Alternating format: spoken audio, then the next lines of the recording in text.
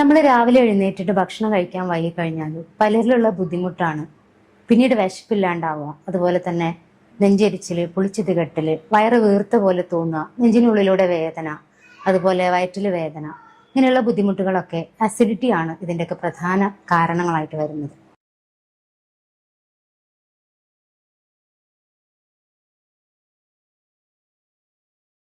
അതായത് നമ്മുടെ ആമാശയത്തിൽ ഭക്ഷണം എത്തുന്നതോട് കൂടി നമ്മുടെ ഭക്ഷണം ദഹിപ്പിക്കാൻ ആവശ്യമായിട്ടുള്ള ആസിഡ് ഉൽപ്പാദിപ്പിക്കപ്പെടും.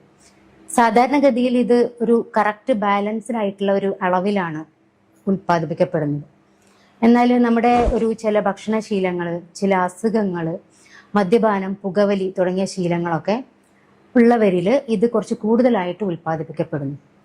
ഇത് ആസിഡിറ്റി എന്ന് പറയുന്ന ഒരു കണ്ടീഷനിലേക്ക് നയിക്കുന്നു. അതുപോലെ തന്നെ നമ്മുടെ ആമാശയത്തിലേക്ക് ഭക്ഷണം എത്തുന്നതോടുകൂടി, അതായത് നമ്മുടെ അന്നനാളത്തിൽ നിന്ന് ആമാശയത്തിലേക്ക് ഭക്ഷണം എത്തുന്നതിൻ്റെ ഇടയിലായിട്ട് ഒരു മസിൽ, അതായത് ഈസോഫാജിയൽ സ്പിഞ്ചർ എന്നാണ് അതിന് പറയാം. ആ മസിൽ അന്നനാളത്തിൽ നിന്ന് ആമാശയത്തിലേക്ക് ഭക്ഷണം എത്തുന്നതോടുകൂടി അത് ക്ലോസ് ആവുന്നു, അതായത് ടൈറ്റായിട്ട് ക്ലോസ് ആവുന്നു. അപ്പോൾ ഇതിൽ നിന്ന് നമ്മുടെ ആമാശയത്തിൽ നിന്ന് പിന്നീട് ഭക്ഷണമോ ആസിഡോ ഒന്നും ഈ അന്നനാളത്തിലേക്ക് വരികയില്ല. എന്നാൽ ഈ നേരത്തെ പറഞ്ഞ പോലെ തന്നെ ചില അസുഖങ്ങൾ, അതുപോലെ തന്നെ ചില മദ്യപാനം തുടങ്ങിയ ശീലങ്ങൾ, ചില ഭക്ഷണ രീതികളിലൂടെ ഈ മസില് ചെറുതായിട്ടൊന്ന് ലൂസ് ആവുന്നുണ്ട് പല ആളുകളിലും. അതുപോലെ തന്നെ ഈ ആമാശയത്തിൽ നിന്നുള്ള ഭക്ഷണവും അതുപോലെ തന്നെ ഈ ആസിഡ് മിക്സൊക്കെ അന്നനാളത്തിലേക്ക് കുറച്ച് കയറി വരുന്ന ഒരു സ്ഥിതിയാണ് ആസിഡ് റിഫ്ലക്സ് എന്ന് പറയുന്നത്. നമ്മുടെ ആമാശയത്തിലെ ആവരണം, അതായത് അതിന്റെ കോട്ടിങ് ഈ ആസിഡിനെ ചെറുക്കാൻ പാകത്തിലാണ് ഉണ്ടാക്കിയിട്ടുള്ളത്. എന്നാൽ നമ്മുടെ അന്നനാളത്തിലെ ആവരണത്തിന് അത്രയും കപ്പാസിറ്റി ഇല്ലാത്തതുകൊണ്ട് ആമാശയത്തിൽ നിന്ന് ആസിഡോ അല്ലെങ്കിൽ നമ്മുടെ ഈ ഭക്ഷണത്തിന്റെ മിക്സോ കുറച്ച് കയറുമ്പോൾ തന്നെ അതൊരു പ്രത്യേക നെഞ്ചെരിച്ചില്, അതുപോലെ നെഞ്ചുവേദനയൊക്കെ അനുഭവപ്പെടുന്നു. ഇതാണ് ആസിഡ് റിഫ്ലക്സ് എന്ന് പറയുന്നത്. ഇനി എന്തൊക്കെയാണ് ഈ അസിഡിറ്റി അല്ലെങ്കിൽ ആസിഡ് റിഫ്ലക്സിന്റെ ഒക്കെ കാരണങ്ങൾ, എങ്ങനെ നമുക്ക് ഇതൊക്കെ ഒന്ന് കുറച്ചു കൊണ്ടുവരാം എന്നൊക്കെയാണ് ഇന്നത്തെ വീഡിയോയിൽ ഉൾപ്പെടുത്തിയിട്ടുള്ളത്. ഞാൻ doctor Munshida, senior consultant, Olive homoeopathy, Keezhissery, Malappuram. പലരിലും അസിഡിറ്റി ഉണ്ടാക്കുന്നത് പല പല കാരണങ്ങളാണ്. അതായത് മെയിനായിട്ട് വരുന്ന ഒരു കാരണം എന്ന് പറയുന്നത് കൃത്യമായിട്ടുള്ള ഒരു ഭക്ഷണ സമയമില്ല എന്നുള്ളതാണ്. അതായത് ഇപ്പോൾ കോളേജിൽ പഠിക്കുന്ന കുട്ടികളായാലും അതുപോലെ നമ്മൾ ജോലി ചെയ്യുന്നവരായാലും ഭക്ഷണം രാവിലെ സ്കിപ്പ് ചെയ്യുക അല്ലെങ്കിൽ ഭക്ഷണം രാവിലെ ഒഴിവാക്കുന്ന ഒരു ശീലമുള്ളവരുണ്ട്. അങ്ങനെയുള്ളവരിൽ ഈ ആസിഡ് ആ കൃത്യസമയത്ത് ആസിഡ് രൂപപ്പെടുകയും അത് കൂടുതലായിട്ട് നമ്മുടെ ആമാശയത്തിൽ കടന്നു കഴിഞ്ഞാൽ പുണ്ണ്, അൾസർ തുടങ്ങിയ പ്രശ്നങ്ങളൊക്കെ ഉണ്ടാവാനും സാധ്യതയുണ്ട്. അതുപോലെ കൂടുതൽ മസാലകൾ അടങ്ങിയ ഭക്ഷണങ്ങൾ നമ്മൾ കഴിക്കുന്നതോടുകൂടി ഈ വയറ്റിൽ പുണ്ണുള്ളവർ അല്ലെങ്കിൽ ഇതുപോലെ അസിഡിറ്റി ഉള്ളവരിലൊക്കെ കൂടുതലായിട്ട് വയറുവേദനയൊക്കെ കാണാറുണ്ട്. അതായത് കൂടുതലും ഈ ചുമന്ന മുളക്, റെഡ് ചില്ലി നമ്മൾ മസാലകളിൽ ഉപയോഗിക്കുന്നവരിലാണ് ഇത് കൂടുതലായിട്ട് കാണുന്നത്. അതിന് പകരം നമ്മൾ കുരുമുളക് പൊടി ഉപയോഗിക്കുകയാണെങ്കിൽ അത്ര തന്നെ ബുദ്ധിമുട്ട് കാണാറില്ല.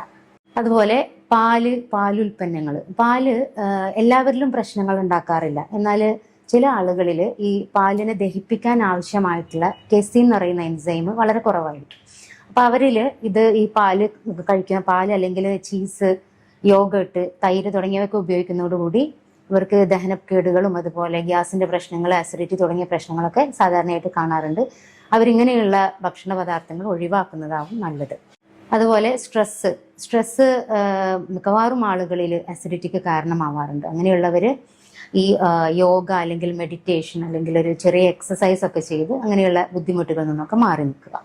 പുകവലി, മദ്യപാനം തുടങ്ങിയവയൊക്കെ അസിഡിറ്റി വളരെയധികം കൂട്ടുന്നതായിട്ട് കണ്ടുവരുന്നുണ്ട്. അതുപോലെ പകലുറങ്ങുന്നവരിൽ അസിഡിറ്റി കൂടുതലായിട്ട് കാണുന്നുണ്ട്. അതുകൊണ്ട് പകലുറക്കം പറ്റുമെങ്കിൽ ഒഴിവാക്കുന്നതാവും നല്ലത്. അതുപോലെ ചോക്ലേറ്റ്, ചായ, കാപ്പിയൊക്കെ കൂടുതലായിട്ട് ഉപയോഗിക്കുന്നവരിലും ഈ ഒരു അസിഡിറ്റിയുടെ പ്രശ്നം വളരെയധികം കാണുന്നുണ്ട്.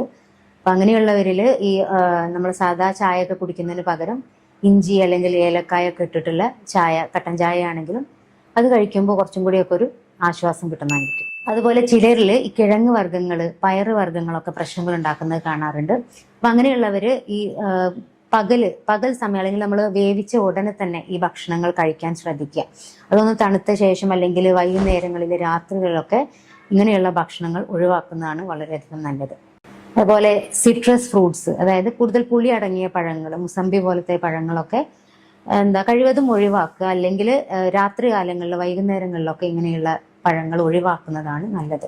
കാർബണേറ്റഡ് ബിവറേജസ് അതിപ്പോൾ വളരെയധികം അതിന്റെ ഉപയോഗം കൂടിയിരിക്കുകയാണ്. അതായത് നമ്മുടെ പെപ്സി, കൊക്കക്കോള, സെവനപ്പ് ഒക്കെ ഈ ഗ്യാസിന്റെ പ്രശ്നങ്ങളും കൂടുതലായിട്ടുണ്ടാവുന്ന അസിഡിറ്റി ഒക്കെ വളരെയധികം ഇതിന്റെ ഉപയോഗം കൊണ്ട് കൂടുന്നതായിട്ട് കാണുന്നുണ്ട്.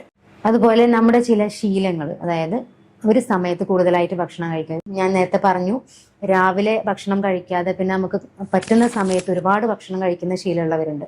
അങ്ങനെയുള്ളവരിൽ ദഹനക്കേട് വളരെയധികം കൂടുതലായിട്ട് കാണുന്നുണ്ട്. അപ്പൊ കഴിക്കുന്നത് കൃത്യമായ ഒരു ടൈമിൽ തന്നെ കഴിക്കുക, അതും വളരെ കുറച്ച്, അതായത് കുറച്ച് ഇടവേള എടുത്തിട്ട് മാത്രം കഴിക്കുക എന്നുള്ളതാണ് നല്ലത്. അതുപോലെ ഭക്ഷണത്തിന് ഒരു അരമണിക്കൂർ അല്ലെങ്കിൽ 1 മണിക്കൂർ മുന്നേ വെള്ളം കുടിക്കാൻ ശ്രദ്ധിക്കുക. ഭക്ഷണത്തിന്റെ കൂടെ വെള്ളം കുടിക്കുന്നത് നമുക്ക് ആ പുളിച്ച് തികട്ടലും ബുദ്ധിമുട്ടുകളൊക്കെ കൂട്ടാൻ വളരെയധികം കാരണമാകും. ഇങ്ങനെ ആസിഡിറ്റി ഉള്ളവര് ഭക്ഷണം കഴിച്ച് കിടക്കുന്നത് എപ്പോഴും ഒരു ഭക്ഷണം കഴിച്ചതിന് ശേഷം ഒരു 3 മണിക്കൂർ കഴിഞ്ഞിട്ടാവണം. അതുപോലെ തല കുറച്ച് ഉയർത്തി ഉറങ്ങുന്നതായിരിക്കും നല്ലത്. ഓവർ വെയിറ്റ് ഉള്ളവർ അല്ലെങ്കിൽ ഒബേസ് ആയിട്ടുള്ള ആളുകളിൽ ഈ ആസിഡിറ്റി കൂടുതലായിട്ട് കാണാറുണ്ട്. കാരണം അവരുടെ വയറിന്റെ ഒരു പ്രഷറും കാര്യങ്ങളൊക്കെ ഈ ഞാൻ പറഞ്ഞ മസിൽ, നമ്മൾ അന്നനാളത്തിനും ആമാശയത്തിനും ഇടയിലുള്ള ആ മസിൽ ലൂസ് ആവുന്നതായിട്ട് കാണുന്നുണ്ട്. അപ്പൊ അങ്ങനെയുള്ളവരിൽ ഈ ഒരു ആസിഡ് റിഫ്ലക്സ്, അതായത് അന്നനാളത്തിലേക്ക് നമ്മുടെ ആസിഡൊക്കെ കയറി വരുന്ന ഒരവസ്ഥ കൂടുതലായിട്ട് കണ്ടുവരുന്നു. അപ്പൊ അങ്ങനെയുള്ളവരൊന്ന് വെയിറ്റ് കുറയ്ക്കുക എന്നുള്ളതായിരിക്കും അതിന്റെ ഒരു വഴിയായിട്ട് വരുന്നത്. ഇനി എന്തൊക്കെയാണ് ഇതിന്റെ ഹോം റെമഡീസ് ആയിട്ട് വരുന്നത്? ഹോം റെമഡീസ് നമുക്ക് ഒരുപാട് ഹോം റെമഡീസ് പലരും ശ്രമിച്ചിട്ടുണ്ടാവും. തുളസി നല്ലൊരു ഹോം റെമഡിയാണ്. അത് 5-6 ഇല എടുത്തിട്ട് 10 മിനിറ്റ് വെള്ളത്തിലെടുത്ത് തിളപ്പിച്ചിട്ട് അത് കുടിക്കുന്നത് ഈ നമ്മുടെ ആസിഡിറ്റിക്ക് വളരെ ആശ്വാസം നൽകുന്നതായിട്ട് കാണാറുണ്ട്. അതുപോലെ തന്നെ നമ്മുടെ വെറും വയറ്റിലുണ്ടാവുന്ന ഒരു ആസിഡിറ്റി ആണെങ്കിൽ രാവിലെ ഒരു തേങ്ങാ വെള്ളം കുടിക്കുന്നത് വളരെയധികം ആശ്വാസം നൽകുന്നതായിട്ട് കാണാറുണ്ട്. പാല്, അതായത് തണുത്ത പാല് പ്രശ്നമില്ലാത്ത ആളുകളിൽ സിപ്പായിട്ട്, അതായത് നമ്മൾ ഏത് വെള്ളമാണെങ്കിലും നമ്മൾ കുടിക്കുന്നത്, ഏത് വെള്ളമാണെങ്കിലും അത് ഒറ്റയടിക്ക് കുടിക്കാതെ സിപ്പായിട്ട് കുടിക്കുന്നത് വളരെയധികം നല്ലതായിരിക്കും. അത് നമ്മുടെ ഈ വയറിന്റെ ദഹന പ്രശ്നങ്ങൾക്ക് അങ്ങനെ കുടിക്കുന്നതാണ് നല്ലത്. അതുപോലെ കറുവപ്പട്ട ഇത് പറഞ്ഞ പോലെ തന്നെ തിളപ്പിച്ചിട്ട് അതിന്റെ വെള്ളം ഇടക്ക് കുടിക്കുന്നത് അസിഡിറ്റി കുറയാൻ വളരെയധികം സഹായമായിട്ട് കാണാറുണ്ട്. ഹോമിയോപ്പതിയിൽ ഈ നമ്മുടെ ഈ അസിഡിറ്റിക്ക് വളരെയധികം എഫക്റ്റീവ് ആയിട്ടുള്ള മെഡിസിൻസ് ലഭ്യമാണ്. അത് ഓരോ പേഷ്യൻസിന് എങ്ങനെയാണ് ഇത് വരുന്നത്, അസുഖം വന്നിട്ടുള്ളത് എന്നുള്ളത് നോക്കിയിട്ടാണ് മെഡിസിൻ കൊടുക്കാറുള്ളത്. ഇനി നിങ്ങൾക്ക് എന്തെങ്കിലും സംശയങ്ങൾ ഉണ്ടെങ്കിൽ താഴെ കാണുന്ന കോൺടാക്ട് നമ്പറിൽ കോൺടാക്ട് ചെയ്യുക. എന്തെങ്കിലും കമന്റ്സ്, സംശയങ്ങൾ കമന്റ് ആയിട്ട് ഇട്ടാലും നമ്മൾ റിപ്ലൈ തരുന്നതായിരിക്കും.